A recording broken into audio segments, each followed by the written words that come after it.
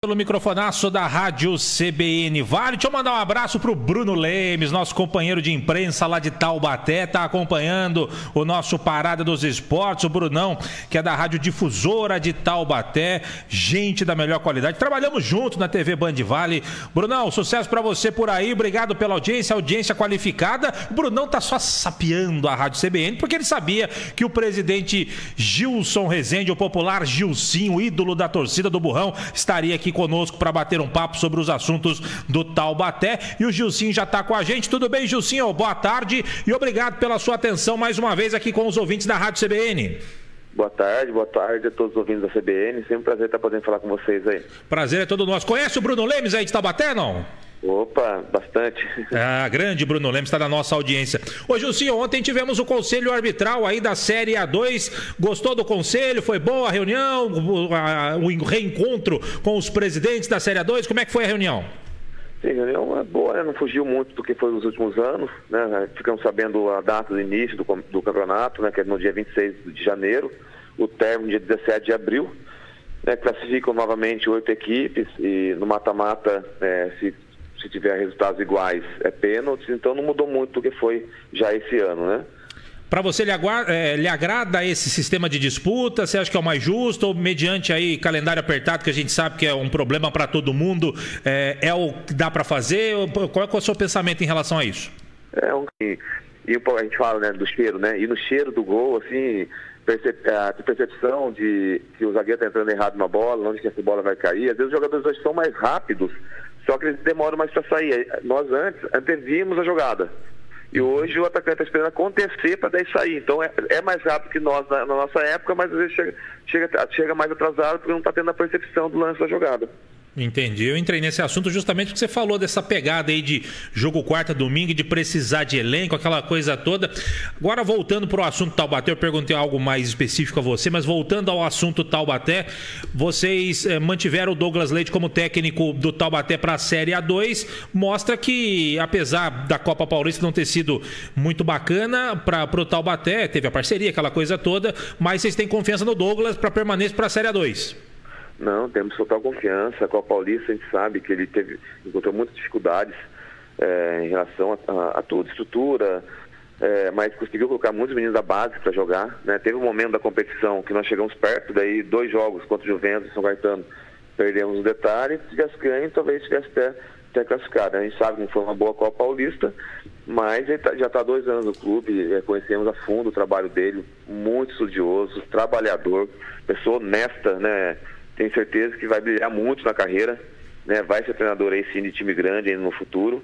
Então a gente precisa. Eu acho que o Douglas, se eu trouxesse qualquer outro treinador, talvez estaria no patamar bem acima para poder ter o mesmo trabalho que ele vai fazer aqui. Então a gente confia plenamente nele, como falei, e tenho certeza que a gente vai montar um time competitivo que dá estrutura e elenco para que ele possa fazer um bom trabalho. Ô Gilcinho, você falou aí da base, que o Douglas utilizou muitos meninos da base. Certo dia a gente entrevistou aqui o Ademar, o canhão do Brasileirão, o maior artilheiro da história do São Caetano, e ele trabalhou por um certo período lá no São Caetano, nas categorias de base, e ele trouxe um dado que eu achei assustador. Ele disse que lá no São Caetano, e é meio que uma regra, que os atletas da base, um período eles têm que estudar, seja de manhã ou à tarde, e no outro eles treinam. E segundo a estatística que eles fizeram, um jogador de linha, em média, por treino, ele fica com a bola apenas 2 minutos, um pouquinho mais, um pouquinho menos. É muito pouco para um jogador que eu acredito que você, por exemplo, você dormia com a bola embaixo do braço, começou jogando na rua, provavelmente, no campinho perto de casa, aquela coisa toda, e hoje em dia essa molecada, treinando futebol, fica com a bola 2 minutos. É muito pouco, né, Gilcinho? Não é pouco, como eu falei, o futebol tá mudando, né? A forma de se jogar. E eu tenho uma outra conversa, a gente conversa sobre isso, mas eu tenho alguns pensamentos, né, do porquê também, porque eu acho que eu penso muito assim, na nossa época os campos não eram tão bons, né? Assim, às vezes, o que acontecia? Você se preocupava como que a bola vinha, só que já tinha que ter uma percepção, um senso já de tudo que estava ao seu redor um pouco mais aguçado, né? Você olhava, já via 3 companheiros se deslocando e tal. Hoje eu acho que estava tão bola boa, campo bom, que o jogador ficou acomodado, sabe? Não está com esse senso aguçado de ver a movimentação, então ele está recebendo a bola antes Então ele está perdendo tempo, porque daí que ele começa a olhar onde que ele vai colocar. Nós quando a bola vinha, já tinha 2 ou 3 opções. A gente já visualizava umas 2 ou 3 opções. E hoje está ficando mais lento. Então, acho que a gente espera que volte um pouco, né? Ter um futebol melhor, mas está um pouco difícil. Tá difícil mesmo. Agora, Gilcinho, projetando o Taubaté para 2022, contratações, antes de contratações, como é que está o orçamento aí para 2022? Está equivalente a este ano? Está melhor? Está pior? A dificuldade está maior? Está mais tranquilo? Está se reestabelecendo? Como é que está em relação a isso? As dificuldades de time interior sempre é muito grande, né? Ainda mais vindo desses últimos 2 anos de pandemia, onde nós tivemos também 60% da nossa cota, premiações subpenhorada devido às ações trabalhistas, lá pagando dívidas de 1980, 90, né? E nós acabamos zerando trabalhista. Esse ano a gente pega a cota inteira, só que a cota veio 20% a menos do que veio nos últimos anos, né? Não foi renovado o contrato da outra emissora, então com o que a federação conseguiu, veio 20% a menos. Então a gente vai trabalhar com esse orçamento da cota. Fechamos 3 cotas de patrocínio, mas ainda estamos atrás de uma master. E tem outros meios que a gente está correndo aí para poder ainda buscar recursos aí para a gente conseguir fazer o campeonato bem. Então hoje o Taubaté não tem um patrocinador master ainda, aquele bonitão que vai em cima da barriga do atleta, às vezes nas costas, esse ainda não tem? Ainda não, mas a gente está conversando, né? Conversando bastante, fizemos uma projeção do que seria o custo do campeonato, trabalhando talvez uma folha de 250 mil total, mais 50 de logística, durante 4 meses e meio. A gente precisaria em torno aí de 1,5 milhão para poder fazer um bom campeonato. Perfeito. Gilcinho, com relação a contratações, como é que está a movimentação?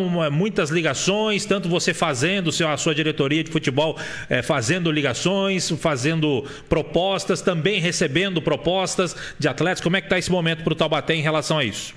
Não, estamos trabalhando bastante, né, junto com o Eduardo, né, que é o diretor de futebol, com o Douglas, né, já temos um jogador anunciado, que foi Bambam, já faz uma semana, foi na quarta-feira passada.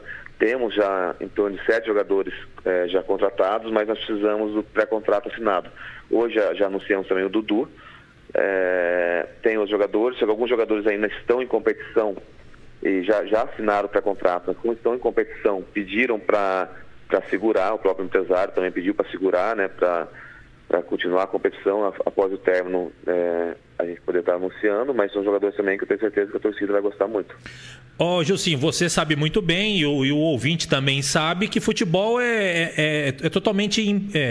não dá para você cravar. Você pode contratar uma constelação de estrelas e não dá liga, e no entanto, às vezes você contrata jogadores desconhecidos, operários, e esse time é que vai para frente. Mas em termos de nomes, de badalação, de jogadores conhecidos no cenário de Série A2, de repente até jogadores que já figuraram pela Série A1, o torcedor do Taubaté pode ficar esperançoso com o elenco que está sendo montado, ou vai ser um time mais modesto em relação às últimas temporadas, até porque o Taubaté vinha montando bons elencos, trazendo técnicos conhecidos que acabaram não dando certo. O que o torcedor pode esperar para 2022? Jogadores que venham com um sede de vitória, né, que já conquistaram na carreira, mas que ainda queiram conquistar, né, que não venham acomodados, não venham sentando no salário. Então a gente está buscando jogadores com perfil de 25 a 30 anos, jogadores que ainda almejam, né, que querem ir para o Taubaté, conquistar, porque quer coisas também maiores na carreira dele, e até mesmo no Taubaté, né, subindo para a primeira divisão, jogando uma 1 no ano que vem. Então é esse perfil de jogadores que nós estamos buscando esse ano para o Taubaté, para poder brigar sim pelo acesso, né? Como eu falei, jogadores que venham com força, com vontade e com desejo e gana de conquista. Perfeito. Ô Gilcinho, você aí do lado do Taubaté, vocês da diretoria, vocês sentem um pouco de dificuldade às vezes para contratar jogadores pelo fato de não ter o segundo semestre certo para poder disputar a Copa Paulista. Ela depende de alguns fatores, que nem este ano vocês fizeram uma parceria para poder jogar, era uma aposta que acabou não vingando muito bem, aquela coisa toda. Então você não tem algo concreto de fato para o segundo semestre. Isso dificulta para vocês aí em termos de contratação? Sim, quando você entra para disputar com clubes que têm o segundo semestre, né, uma Série C, Série D, Série B de brasileiro, claro que a gente acaba ficando em desvantagem, que o calendário pesa nessa hora no jogador. Mas assim, o mercado, assim, né, o mercado está aí cheio, tem jogadores qualidade, buscando jogadores de Série B, C e D. Então a gente procura, né, os jogadores que nós estamos fechando, porque o Taubaté também é uma chamativa a mais também para o jogador, né? É um time de tradição, tem torcida, está no eixo Rio-São Paulo, então a gente também vende a importância de estar aí num time que está tanto tempo longe da primeira divisão, que o jogador pode crescer conquistando um acesso aqui para o Taubaté. Então a gente também passa a importância de estar no clube como o Taubaté. Perfeito. Ô Gilcinho, na sua visão, você que já esteve muito bem, aliás, com ótimos serviços prestados dentro de campo e também com ótimos serviços prestados aí fora de campo na presidência, mesmo antes de você ser presidente, estava sempre ali ajudando o time. Como eu falei anteriormente, o Taubaté nos últimos anos montou bons elencos, trouxe técnicos badalados e, no entanto, acabou não vingando aí o tão sonhado acesso à primeira divisão. Na sua concepção, o que está acontecendo aí com o Taubaté, que está batendo na trave, hein, Gilcinho? É o que eu falo, eu praticamente passei por todas as funções dentro do clube, né? Tive acesso como jogador, depois tive acesso e o título em 2015 como gerente de futebol, né? E estou sonhando aí no acesso como presidente. O que acontece assim, o Taubaté, de certa forma, desde 2015, quando subiu, ele se consolidou na divisão, né? Uma divisão difícil como a Série 2, claro que sempre a gente lutando para querer, né, subir uma passada, nós batemos realmente na trave, perdemos um pênalti para São Bento, e esse ano fizemos uma competição muito ruim. Só que ruim chegou até um ponto, faltando 3 rodadas, que é aquela onde que se ganhasse do Rio Claro, que poderia já entrar no G8, mas acabou não ganhando, empatando, já não tinha risco de descenso nem de acesso, mas daí foi uma equipe morta que acabou se colocando muito mal na tabela de classificação, porque depois desligaram o motorzinho e perder 2 partidas finais do Sertãozinho, que não precisava. Se ganha do Sertãozinho, que terminava em 9º lugar, mas felizmente ainda quiseram entregar da pior maneira possível, né? Então acabamos na 13ª colocação, ruim, mas como eu falei, é um passado, página virada, um ano muito difícil de pandemia, de recursos, e nós sobrevivemos. Agora estamos aí, né, bem confiantes para que a gente possa montar uma equipe competitiva e brigar pelo acesso ano que vem. Perfeito. Gilcinho, para a gente fechar, quais serão os principais adversários do Taubaté nessa Série A2? Aquelas equipes, eu vejo a Portuguesa forte, né, o 15 de Piracicaba também muito forte sempre, né? Então eu acredito que essas 2 equipes aí são 2 equipes também que vão brigar junto com o Taubaté pelo acesso. Maravilha. Gilcinho, eu quero te agradecer. Obrigado mais uma vez pela sua atenção aqui com os ouvintes da Rádio CBN. A gente sabe da rivalidade das 2 cidades, dos 2 times, mas é aquilo que a gente fala. Eu acredito que você também tem esse pensamento. Quanto melhor estiverem os times da nossa região, São José, Taubaté, o Joseense que está retornando aqui, melhor para a nossa região, um puxa o outro. Hoje o Taubaté está na Série A2, São José na Série A3. O Taubaté, se Deus quiser para vocês, suba para a Série A1. Isso aí também puxa o São José para que suba também da Série A3 para a Série A2 e essa rivalidade permaneça sadia, gostosa, nada de violência, nada de nada, apenas essa rivalidade bacana entre as equipes. Não, Gilcinho? Não, é importante, acho que é importante o Vale, né, ter mais equipes e sempre acho que é importante Taubaté, São José, Guará, numa primeira divisão no futuro, né? Então a gente espera, claro que eu quero o Taubaté antes, né? Torcer para ficar um pouquinho mais aí sofrendo, mas é importante sim, acho que a região ganha com isso, acho que, como você falou, acho que precisamos de ter rivais dentro de campo, né? Não fora, mas precisamos ter, acho que realmente um puxa o outro, é importante ter esses clássicos regionais, né, para a imprensa, para a mídia, para patrocínio, então realmente é muito importante que todos estejam bem.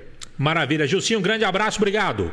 Abraço, eu que agradeço. Valeu, tchau, tchau. Conversamos com o Gilson Rezende, o Gilcinho, gente da melhor qualidade, era bom dentro de campo, bom dirigente, bom presidente também, grande Gilcinho, passando pelo microfonaço da Rádio CBN, contando um pouquinho dos assuntos do Taubaté.